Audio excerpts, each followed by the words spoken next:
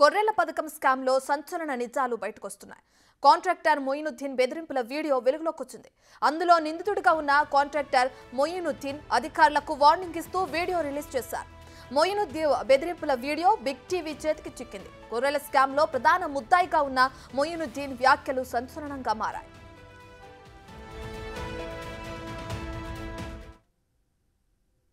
లోలనా company 2008 నుంచి ఉంది. ఇప్పుడే ఈ మధ్యలో వచ్చింది కూడా కాదు. అప్పటి నుంచి కార్పొరేట్ అగ్రికల్చర్ కాన్సెప్ట్, రకరకాల కాన్సెప్ట్ మీద పనిచేసింది.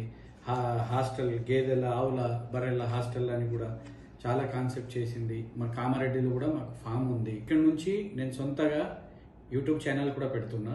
అందులో ఆ ఛానల్లో రోజు మన ఎవరైతే బెనిఫిషరీస్ ఉన్నారో, గుల్ల కుర్మలు కానివ్వండి, దళిత బంధు కానివ్వండి, ప్రభుత్వం మంచి చేయాలన్న ఉద్దేశంతో అప్పులు సప్పులు వేల కోట్లు చేసి కూడా వీళ్ళందరూ బాగుపడాలన్న ఉద్దేశంతో ప్రభుత్వం ఎన్నో మంచి చేయాలని మా కేసీఆర్ గారు భారతదేశంలో ఎవ్వరు చేయని పనులు కూడా చేస్తుంటే మధ్యలో దళారుల బెడద ఎక్కువైపోయి మళ్ళా ఎవరు అధికారులు కొందరు, అందరు కాదు, ఎవరైతే అధికారులు కకృతి వల్ల, కొందరు అధికారుల కకృతి వల్ల ఇది పక్కదోవ పడుతుంది. కాబట్టి నా మీద కూడా లేనిపోని నిందలు మా లోలనా కంపెనీ మీద వచ్చినాయి. సబ్సిడీ మీద ఎవరైతే గొర్రెలు సరఫరా చేస్తున్నారో ఈ బిజినెస్లోకి వచ్చినాం.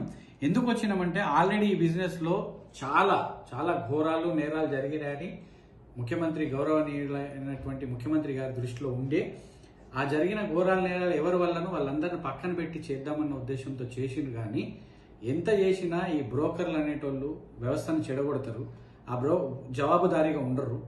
సో నేను ఇప్పుడు జవాబుదారీగా ఉండొచ్చు అని చెప్పి ఒక మంచి కాన్సెప్ట్తో వచ్చిన యాదాద్రి కొత్తగూడెం అండ్ సూర్యాపేట్ డివిహెచ్ఓస్ ఎంజాయ్. ధర్మజిగూడ కాదు, అది ధర్మజిగూడ విలేజ్. అది ధర్మజిగూడ విలేజ్లో శ్రీశైలం అనే వ్యక్తి. కానీ మనం సూర్యాపేట డివిహెచ్ఓకి మళ్ళా ఈ డివిహెచ్ఓ ఎవరు, యాదాద్రి భువనగిరి డివిహెచ్ఓకి మస్తు చెప్తున్నారు, మీకు జాగ్రత్త, ఎలక్షన్ల కంటే ముందు ఎట్లుంటుందో చిప్పాకూడు, మీ పిల్లలకు మీరు జైలుకు పోయి ఏం ముఖం చూపిస్తారు, ఎందుకు పోయిందని చూపించుకుంటారో సినిమా అల్లుకోండి. నేను మాత్రం చేస్తున్నా. ఇకపోతే బ్రోకర్ల సంగతి, నేను మిమ్మల్ని ఆడ తొక్కాలో ఆడ తొక్కుతా. ఇప్పుడు ఏం విర్రవీగుతున్నారో. గత బీఆర్ఎస్ ప్రభుత్వంలో జరిగిన అక్రమాలు ఒకటొకటిగా బయటకు వస్తున్నాయి. అయితే దీనికి సంబంధించి అటు గొర్రెలు, ఆవుల పంపిణీ స్కీమ్లో కూడా భారీ ఎత్తున స్కామ్ జరిగిందని కూడా మనకు అర్థమవుతుంది. దీనికి సంబంధించి ఇప్పటికే సీఎం రేవంత్ రెడ్డి అధికారులకు ఏసీబీ విచారణకు కూడా ఆదేశాలు జారీ చేయడం కూడా మనం చూస్తున్నాం. అయితే ఇప్పుడు ఇందులో నిందితుడిగా ఉన్న కాంట్రాక్టర్ మొయినుద్దీన్ అధికారులకు వార్నింగ్ ఇస్తూ ఒక వీడియో కూడా రిలీజ్ చేశారు. దీనికి సంబంధించిన పూర్తి డీటెయిల్స్ మా ప్రతినిధి సురేష్ అందిస్తారు. సురేష్, మనం చూస్తూనే ఉన్న మొయినుద్దీన్ అధికారులకు ఇచ్చిన వార్నింగ్ వీడియో ఇప్పుడు వైరల్ అవుతుంది. దీనికి సంబంధించిన పూర్తి డీటెయిల్స్ ఏంటి?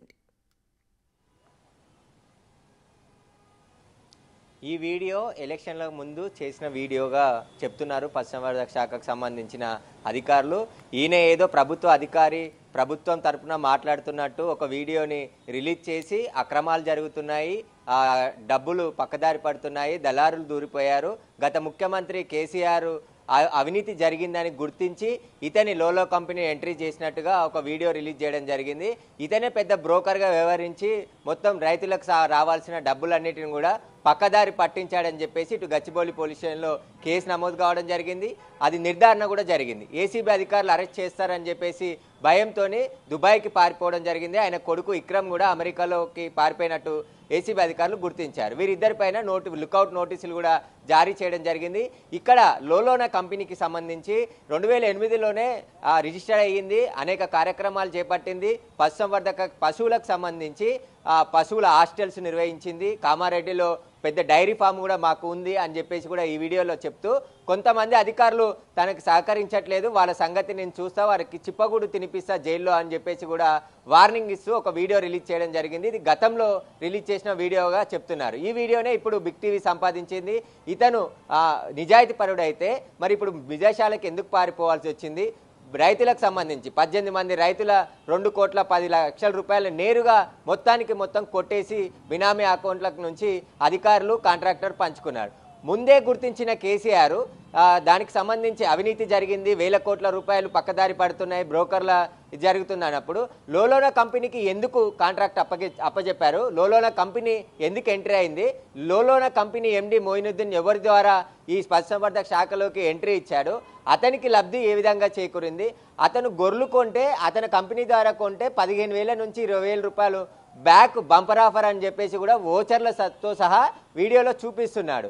అంటే దీనికి సంబంధించి ఆయన ముందుగానే ప్రిపేర్ అయ్యి ఈ స్కామ్లకు సంబంధించి అవగాహన ఉండడంతో పశుసంవర్ధక శాఖకు సంబంధించి ఉన్న స్కీమ్ల గురించి అవగాహన ఉన్నది కాబట్టి దీంట్లో మంచిగా డబ్బులన్నీ కూడా వెనకకేసుకోవచ్చు అని చెప్పేసి భావించే ఇందులోకి ఎంటర్ అయిపోయి అతనికి సహకరించిన అధికారులనేమో మచ్చిక చేసుకొని లంచాలు ఇచ్చాడు. కానీ సహకరించని అధికారుల పైన బెదిరిస్తూ వీడియోలు తీసి వాటన్నిటిని కూడా రిలీజ్ చేయడం జరిగింది గతంలో అని చెప్పేసి పశుసంవర్ధక శాఖకు సంబంధించారు. పశుసంవర్ధక శాఖలో కూడా 2 గ్రూపులుగా ఏర్పడ్డారు. మొదటి విడత ఒక గ్రూపు, రెండో విడత ఒక గ్రూపు అని చెప్పేసి కూడా వారి మధ్యనే వివాదాలు నెలకొంటున్నాయి. దీనికి సంబంధించి పూర్తి దర్యాప్తు చేయాలని చెప్పేసి కూడా సీఎం రేవంత్ రెడ్డి విజిలెన్స్ ఎన్ఫోర్స్మెంట్కి ఆదేశాలు జారీ చేయడం జరిగింది.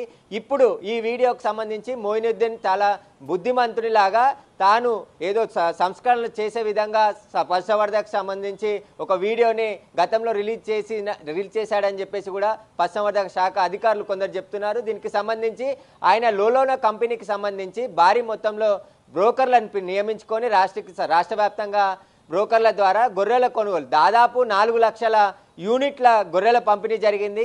మిగతాది ఆవులకు సంబంధించిన స్కీము, పాడి పరిశ్రమకు సంబంధించిన బర్రెల ఆవులు కూడా మొయినుద్దీన్ దళారులే లబ్ధిదారులకు అమ్మించారు. ఇక్కడ స్కీమ్లోని స్కామ్గా ఎలా మార్చారంటే ముందుగా కమిషన్ల రూపంలో 1,00,000 రూపాయలు ప్రభుత్వం కేటాయిస్తే దాంట్లో లబ్ధిదారునికి 60,000 70,000 విలువైన బర్రెలు గొర్రెలు కొనుగోలు చేసి మిగతాదంతా కూడా కాంట్రాక్టర్ అధికారులు పంచుకున్నారు. కానీ ఇక్కడ 17 మందికి సంబంధించిన ఏపీ రైతులకు సంబంధించి 2,10,00,000 రూపాయలు మొత్తం కొట్టేశారు. వాళ్ళకి ఎలాంటి ఒక్క రూపాయి కూడా గొర్రెలు తీసుకొచ్చి లబ్ధిదారులకు అందించారు. కానీ ఆ రైతులకు చెల్లించాల్సిన డబ్బులు చెల్లించకుండా మొత్తం మొయినుద్దీన్ కొట్టేశాడని చెప్పేసి కూడా రుజువు కావడం జరిగింది. 10 అకౌంట్లను గుర్తించారు. ఆ 10 అకౌంట్లకు సంబంధించిన బ్యాంక్ అధికారులకి ఏసీబీ అధికారులు లెటర్లు కూడా రాయడం జరిగింది.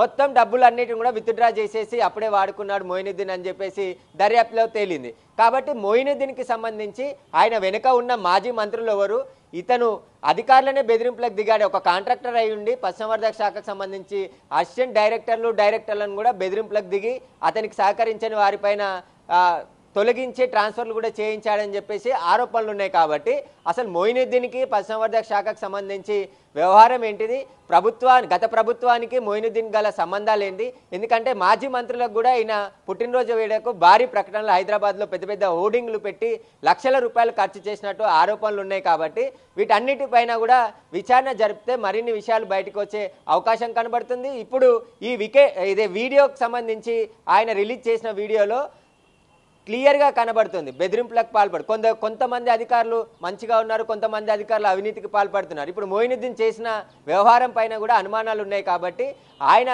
పట్టుబడి విచారణ ఎదుర్కొంటే పూర్తి విషయాలు బయటకు వచ్చే అవకాశం ఉంటుంది.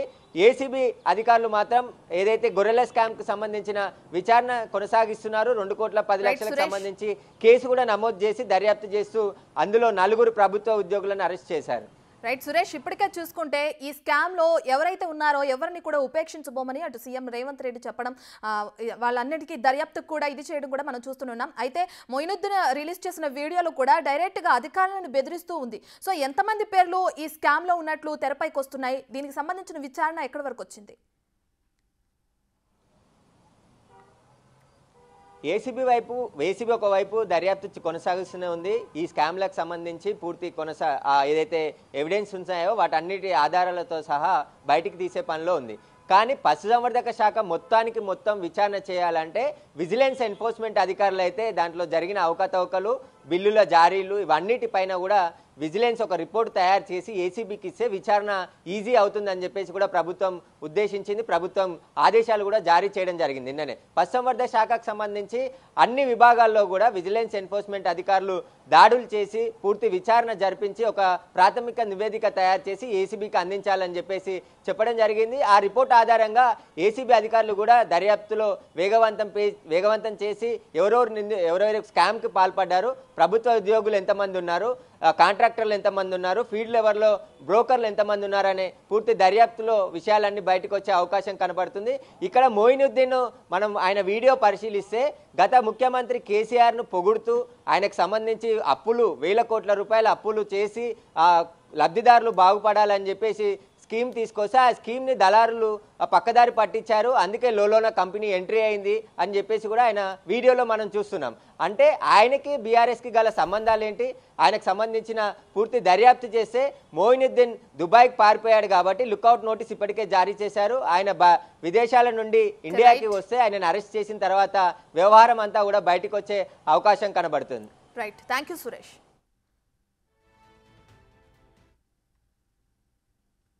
లోలోనా కంపెనీ 2008 నుంచి ఉంది, ఇప్పుడే ఈ మధ్యలో వచ్చింది కూడా కాదు. అప్పటి నుంచి కార్పొరేట్ అగ్రికల్చర్ కాన్సెప్ట్, రకరకాల కాన్సెప్ట్ మీద పనిచేసింది. హాస్టల్, గేదెల, ఆవుల, బర్రెల హాస్టల్ అని కూడా చాలా కాన్సెప్ట్ చేసింది. మా కామారెడ్డిలో కూడా మాకు ఫామ్ ఉంది. ఇక్కడ నుంచి నేను సొంతగా యూట్యూబ్ ఛానల్ కూడా పెడుతున్నా.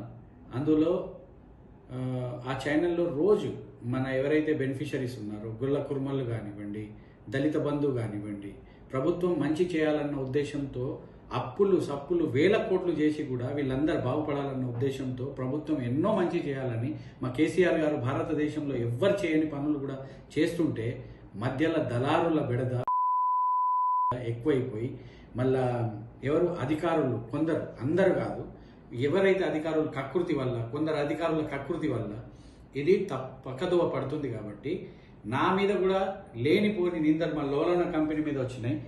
సబ్సిడీ మీద ఎవరైతే గొర్రెలు సరఫరా చేస్తున్నారో ఈ బిజినెస్లోకి వచ్చినాం. ఎందుకు వచ్చినామంటే ఆల్రెడీ ఈ బిజినెస్లో చాలా చాలా ఘోరాలు, నేరాలు జరిగినాయని ముఖ్యమంత్రి, గౌరవనీయులైనటువంటి ముఖ్యమంత్రి గారి దృష్టిలో ఉండే ఆ జరిగిన ఘోరాల నేరాలు ఎవరి వల్లనో వాళ్ళందరిని పక్కన పెట్టి చేద్దామన్న ఉద్దేశంతో చేసిండు. కానీ ఎంత చేసినా ఈ బ్రోకర్లు అనేటోళ్ళు వ్యవస్థను చెడగొడతారు, ఆ జవాబుదారీగా ఉండరు.